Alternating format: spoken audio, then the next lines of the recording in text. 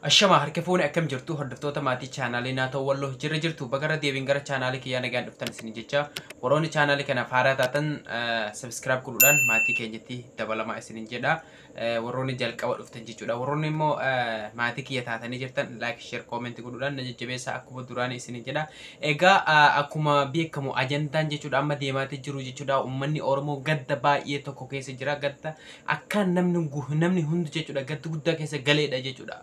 Waraanni bilisummaa Oromootii fi mootummaa Itoophiyaa jidduutti araarri Taanzaaniyaa magaalaa Taanzaaniyaa keessatti deemaatee jiru jechuudha. Addaan faca'uun isaadha beekameetii jira. Nuti illee isiniif viidiyoo waraabeetiin ture jechuudha maxxanseetiin ture. Egaa kanarratti immoo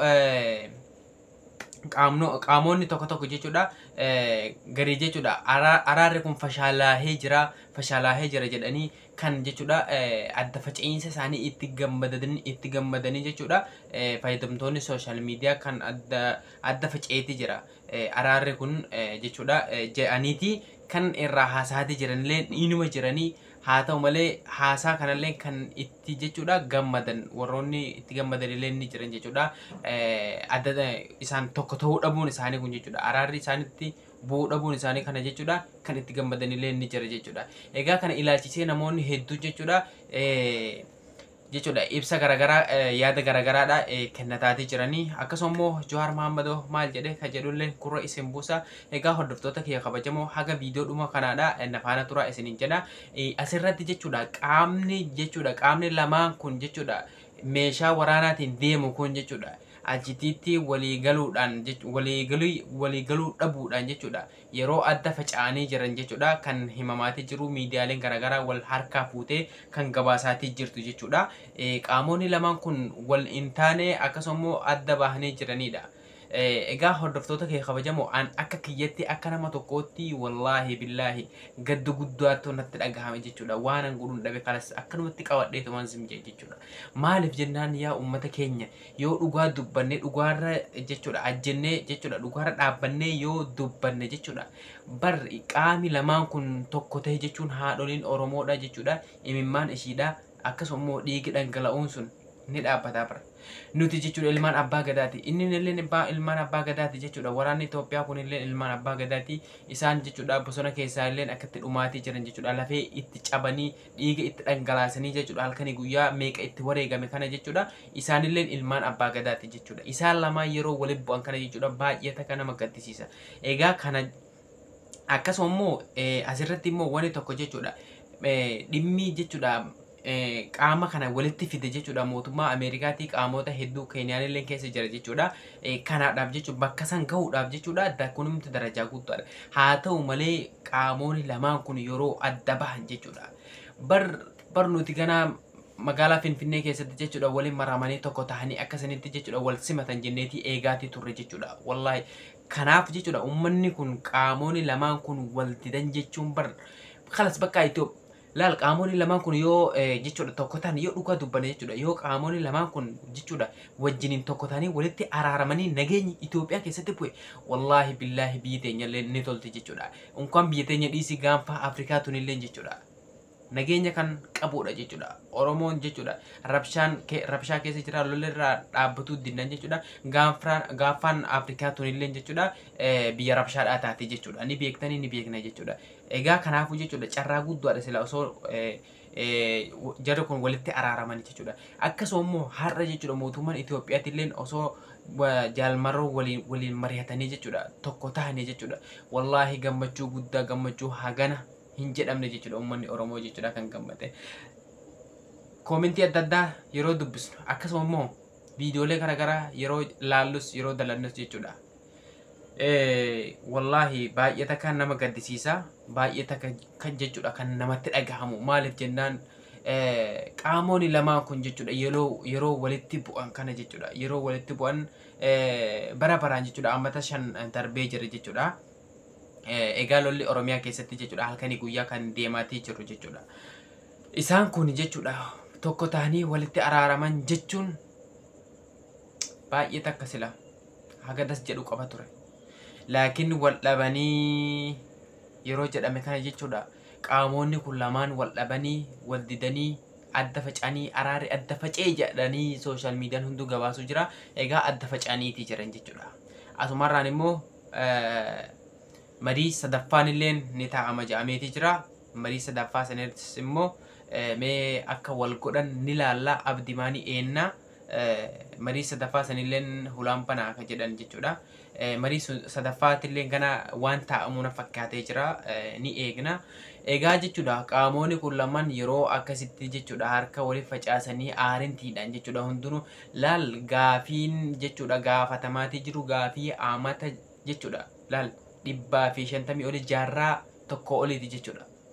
Amata jaarraa jechuudha kanaa ol amata jaarraa tokko olii jechuudha gaafiin kun waan akkatti deebi'uu miti Oromoo yoo dhugaa dubbanne waan akkatti deebi'uu miti. Gaafii gurguddoo mootummaan Itoophiyaatiillee jechuudha qaamonni garii deebisuu hin danda'u kan jedhan jechuudha. Egaa kanaafuu akka sanitti aarintiidhaan jechuudha uummanni kan achitti argaman jechuudha. Gargarii batattanii gargarii faca'an jechuudha. Uummata Oromoo gidduutti maaltu dhalate yoo jenne jechuudha gadda guddaadha jechuudha. Akkasumas alagaadhaaf immoo gammachuudha. Oromoodhaaf gadda guddaa gadda hagana hin jedhamne keessa kufee jira Oromoon. Gadda kana keessa kan baasu immoo qaamuma lamaan kana jechuudha. Har'as borus Oromoon gadduma keessa jirti. Yoo qaami lamaan kun araarri kun bu'uu dhabee jechuudha qaami lamaan kun araara kana buusuu yoo dhaban jechuudha Oromoon har'as borus gadduma keessa jirti. Kana beekadha. Egaa kanaafuu jechuudha uummata Oromootiif gadda alagaadhaaf gammachuu ta'eeti jira araarri kun jechuudha. Maaliif hin jennaan alagaan kana keessatti jechuudha kan nu qoqqooddee nutti fayyadamtu jechuudha. As keessatti nutti fayyadamti as keessatti nu qoqqooddee adda nu baaste jechuudha waliin nu buusti jechuudha. Kanaaf jechuudha alagaadhaaf gammachuu guddaadha Oromoo hundaafuu gadda guddaadha kun jechuudha. Qaamonni hundinuu jechuudha ajajoonni garagaraa akkasumas Profeesaraa fi akkasumas jechuudha ministeerri adda addaadha jechuudha kan waa'ee kanarratti jechuudha waa hedduu jedhamee bira manni haakimii tokko jechuudha yoo jechuudha isaan tokko ta'anii jechuudha araarri kun nagahaan jechuudha xumurame mana hospitaala kiyya jechuudha bilaash guyyaa tokko bilaash nin fayyada ka jedheedha jechuudha maqaa isaadhaan jalaa badee Bishooftuu Mo'eessaa akkasina fakkaate. Egaa kanaaf jechuudha namoonni hedduun jechuudha bifa hawwiitiin jechuudha bifa gammachuutiin bifa addaatiin kan eegamaatii ture jechuudha. Araarri kun jechuudha. Araarri kun didee akkatti fashalaa'uun isaadha gadda guddaadha. Asumarratti immoo kan jechuudha gammachuu kanaaf araara kanaaf halkanii guyyaa sooshaal miidiyaa qabduun as baatee irratti dubbattu sagalee taatu. Akkasuma araara kana immoo kan jechuudha waan sitti dhagahame akkuma kiyyaadhaa kana jechuudha waan sitti dhagahame gadi baatee ibsatuu kan keetiif jechuudha gadi baatee ibsatuu jirtus akkasuma immoo karaa dandeesseen du'aa ibarra koomentii jalatti gara tiktookii kanaan gara adda addaa kanaan jechuudha yaa rabbi tokko nuu godhe bara karaa yaabaa majjaa kana hundunuuma gadduma keessa jiran jechuudha waan warootan poostii godhan jechuudha hunda isaanii isiniif finne himalee jechuudha. Namoota hedduudha kan gaddi itti dhagahame jechuudha. Uummanni kun akkatti gargar bahuu kanaan jechuudha. Egaa kanaafuu jechuudha warroonni asumarratti maal jedha isin fakkaate kan jechuudha akka kiyyaatti isin dhagahame gaddi isin dhagahame akkasuma immoo waan isin dhagahame gadi baatanii uummata keessan dhageessisuu akkasuma immoo seenaaf illee ta'a jettanii kan hojjetaa jirtan akkasuma immoo akka jechuudha haga dandeessan jechuudha araara kanaaf kan hawwitan haga dandeessan araara kanaaf kan hawwitan kan hawwaa jirtan guddaa galatoomaa jennaani kanaafuu araarri akkas ta'eetii jira mee ganaa waan ta'amus ni laallaa kanaaf jechuudha araarri kun jechuudha baay'ee takka kan gadda nu keessatti buuse jechuudha gadda keessa jirra yoo dhugaa dubbanne jechuudha ani Oromoo ta'ee namni Oromoo ta'ee jechuudha araara kana ni jibbanatti fakkaatu qaamota lamaan irraa dhiigii harcaatee jiru dhiigii ilmaan qulqulluudha Wallaggaa keessatti taa'amaatee jiru halkanii guyyaa jechuudha namni akkatti dhumaatii jiru jechuudha kalaqoosan hin beekamne gaafuma kun darbe yoo jechuudha qoratameetuma adda bahe malee jechuudha qaamoota hedduudha kan dhumaatii jiru jechuudha. Egaa kanaafuu araarri kun akkatti gargar tahameeti jira, adda bahameeti jira. Yeroo sadaffaafilleen kan in taa'ama jedhameeti eegamuutti jiru. Abdii in kutinaa warroonni abdii kuttanii jechuudha. Waan kana jechuudha abdii muramee jira jettanii irraa akka hin taanetti odeessaa jirtanis of qusadhaadha kan jedhani jechuudha hayyoonni garagaraadha. Asumarratti immoo dhaamsa Jawaar Mohammad maal jedhee qaamaan jechuudha akkasuma achi jiraniin akkasuma immoo yeroo sadaffaatiif eessaa geenyee achi geenyee eessarraa geenyee achi geenyee araarri akka kamittiin achi dhaqamee yoo jechuudha duubarraa kaaneetii itti yaadne jechuudha. Araara kana waan adda facaafnu miti, waan adda facaafne uummanni kun harka jechuudha waliif facaasee wal biraa deemuu miti, miira keessa galee wal biraa deemuu miti jedheetii himeetii ture jechuudha. Facebook isaarratti poostii godheetii jira jechuudha. Araarri kun jechuudha inni waan abdii namatti horu tokko poostii godhe jechuudha. Marii sadaffaadhaaf inni taa'ama akkasuma immoo marii sadaffaafilleen akka taa'amu hulaan banaadha kan jedhedha jechuudha. Egaa kanaafuu mee marii sadaffaa sanilleen rabbiin dhugaa godheetuma isaan waliif fideetuma tokko haa ta'anii jenna jechuudha. Nuti jechuudha as jedhutti qaamonni jechuudha dhiiga qulqulluudha akkasuma immoo uummanni harka qulqulluudha hin dhumin jenneeti jechuudha kan iyyinu jechuudha nuti. Egaa kanaafuu mee qaama lamaan kanarraa waan dhufus waan deemaa jirus inuma laallaa. Kanaafuu hayyoonni garagaraa kan gadda keessa jiranii kan gadda ibsataa jiranii isaan garii illeen immoo adda faca'anii jiran jedhanii kan wal harkaa fuudhaanii facaasaa jiranii akkasuma immoo garii illeen immoo araarri marii jechuudha sadaffaan illee ni taa'amaa abdii irraa hin murannu abdii waan nama kutachiisuu miti akkuma jechuudha eessaa kaanee achi dhannee ka jedhan jechuudha. Kanaafuu akkasii ka jedhaatii jiranii eessaa kaamee achi dhaqamee akkamitti achi dhaqamee miira keessa bahamaa.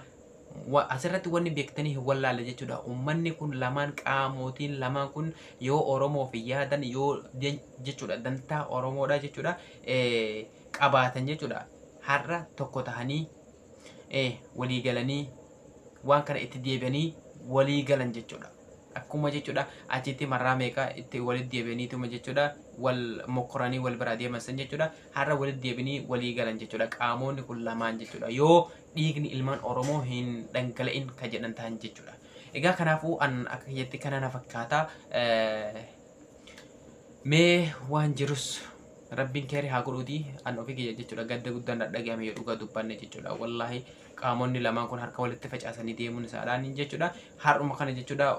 Finfinnee keessatti namni dhuma akkasuma immoo Walloo keessatti Wallaggaa keessatti godinaalee Oromiyaa hunda keessatti namni dhufa jechuudha.